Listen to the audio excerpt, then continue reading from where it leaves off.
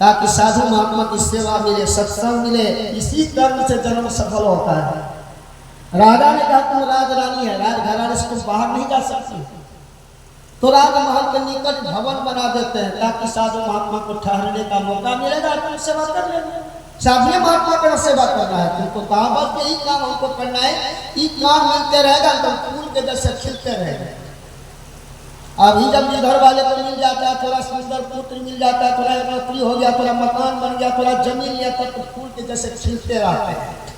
और सत्संग भजन अगर कहीं 2-3 रोज पकड़ा गया तो लगता है कि इसको जड़े से काट दिया, एकदम मुरझा गया कि हम कई से सत्संग में फंस गया, सब काम बिगड़ गया। सत्संग किया, जो किया सब को हरा दिया। अब पकड़ा किसको? उसको पकड़ा जो आपको छोड़ देंगे, बिल्कुल छोड़ देंगे, मरने से पहले छोड़ देंगे, तो उसको पकड़ने के लिए दौड़ रहे हैं।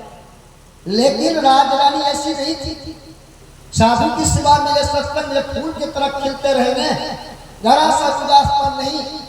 क्योंकि जो धन शरीर में भी काम देंगे, जिनको मरने के बाद भी दुख से बचाएंगे, ऐसा धन जब मिले तो फूल से खिलेंगे नहीं।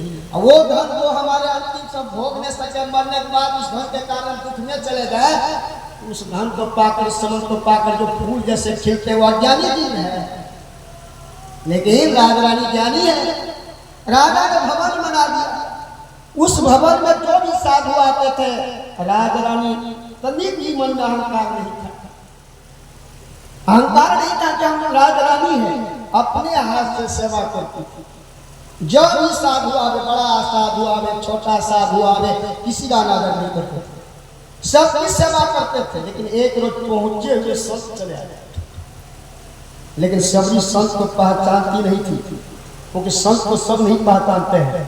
संत की महिमा संत ही जाने, संत को संत ही जानता है, भक्त को भक्त ही जानता है। जैसे विभीषण को हनुमान को विभीषण जाने, अब विभीषण हनुमान को जाने, रावण जाने, भक्त को भगवान भक्त ही जानते हैं।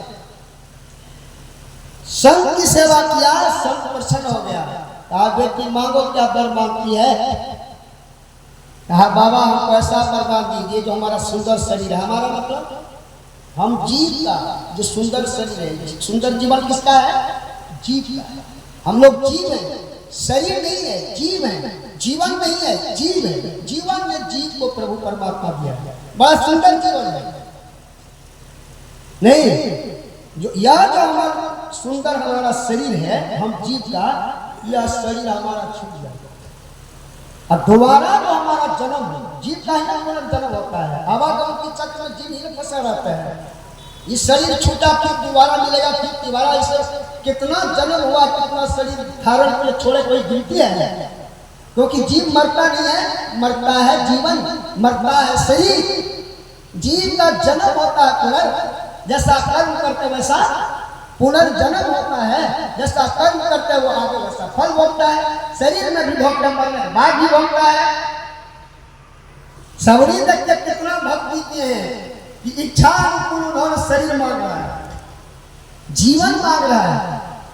यह जो हमारा सुंदर राजरानी वाला शरीर है छूट जाए, और दोबारा हमारा जन्म जो है ना नीच जाति में हो और शरीर कुरूपा हो। और जन्म कहाँ हमारा? नीच जाति में और शरीर कुरूपा हो। साधु बाबा ने कहा बेटी तुम वरदान मांग रही कि साफ मांग रही, वरदान मांग रही। कहा यही वरदान मेरे योग हैं, यही वरदान हम हमारे जीवन को सफल बनाएंगे। क्योंकि सुंदरता भी अच्छा बात नहीं है, और बड़े घर में जन्म लेना भी उतना बढ़िया बात नहीं है। ये दोनों जगह से हमको छुट्टी करिए, सुंदर शरीर से राज घराने से नहीं। दोबारा हमारा जन्म नीच जाति में हो, शरीर कुरूपा हो। ऐसा वरदान क्यों मांगा? इसलिए कि सुंदरता भी बंधन का कारण बन जाता है, पाप का कारण बन जाता है। सुंदरता भी परेशानी का घर है, और जाति मत भी हो जाता है। एक जाति में जन्म लिया, सत्संग भजन सब छोड़ दिया, वो भी बंधन है नहीं है। हम लोग देखते हैं उच्च जाति का जो लोग हैं उसमें बहुत कम ही सत्संगी बनते, हजारों लाखों में कोई एक बनता है जो पूर्व जन्म के संस्कारी है।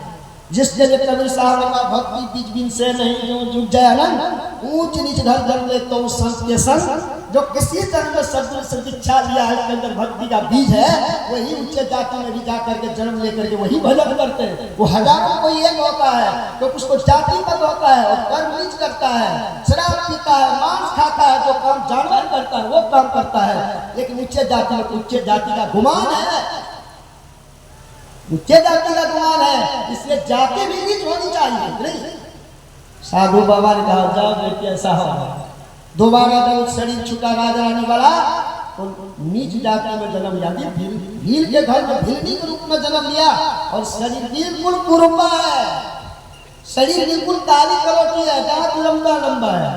उनके तरफ कोई देख भी नहीं सकते हैं, कोई उसको के देखने में बिल्कुल अच्छा नहीं लगता। लेकिन वहां जन्म लिया, थोड़ा सियानी हो गई तो समाज का जो प्रथा होता है नियम लागू हो गया। वो भील क्या क्या तो सबरी की कथा लगाई, और उस कथा में विवाह होंगे तो हत्या होंगे। बहुत से जानवर को रखा हत्या करने के लिए। सुने हैं लोग, सभी माता सोचे हे भगवान, एक तो विवाह बंधन का कारण, दूसरे मेरे विवाह के उपलक्ष्य में जीव की हत्या, ये तो बहुत बड़ा पाप हो रहा है, अब मेरे कारण। सबरी ने क्या किया, छीप करके सभी जानवर को तोड़ के भगा दिया। जानवर ने आशीर्वाद दिया, जाओ तुम फलोगे फिरोगे नहीं, क्योंकि जीव को कष्ट देना महापाप है, चाहे किसी भी स्तनधारी जीव को कष्ट देते यही पाप है। सबरी ने सभी जानवर को मुक्त कर दिया, जानवर के आशीर्वाद मिला है। सबरी का विवाह हो गया। अब विवाह हुआ ना तो उनके पति विदाई करके ले जा रहे थे, सबरी के ससुराल सबरी जा रहे थे, उनके पति ले जा रहे थे अपने घर। रास्ते में सबरी के मुखमंडल को देखा, अरे वाह, इसको जब हम ले जाएंगे अपने गाँव तो लोग कहेंगे कि चुड़ैल को कहाँ से लाया। गुरु महाराज ने प्रवचन सुने, ये चुड़ैल को कहाँ से लाया है। तो क्या क्या भील सबरी को छोड़ दिया। सबरी भी मन मन सोचे है भगवान ये क्या हो गया, जिस फेरा से बचना चाहते थे वही फेरा में फिर फंस गए। जिस फेरा से बचने के राज रानी शरीर को छोड़ दिए, राजकुमार पति को छोड़ दिए, राज घराने को छोड़ दिए, सुंदरता को छोड़ करके नीच जाति में कुरूप शरीर में आए हैं, फिर इस संसार के जाल में फंस ही गए। लेकिन वो भील जैसे छोड़ दिया सभी को, सभी स्वतंत्र हो गई, पति का बंधन से मुक्त हो। ये एक बंधन है कि नहीं, क्योंकि नारी पति के बंधन में रहते हैं कि नहीं, कुल के बंधन में ये सब सारा बंधन है कि नहीं। और नाच तमाशा में नारी गंगे मेला ठेला को मूर्ति दर्शन करने के लिए तब उनके परिवार के लोग उस पर कोई दाग नहीं लगाएंगे, आंच नहीं लगाएंगे। और जैसे सत्संग आने लगते हैं तब ढेरी बात शुरू हो जाता है।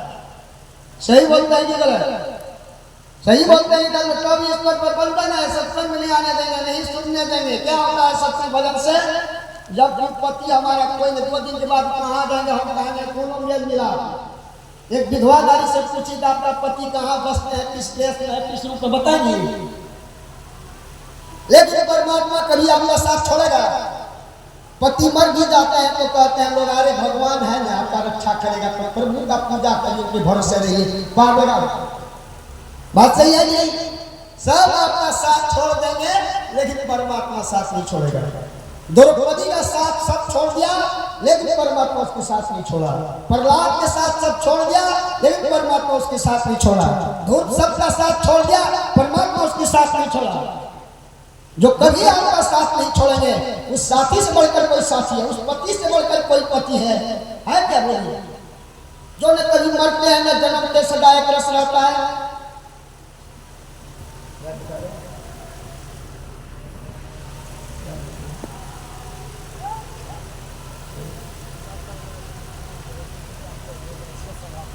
अच्छा कितना हुआ?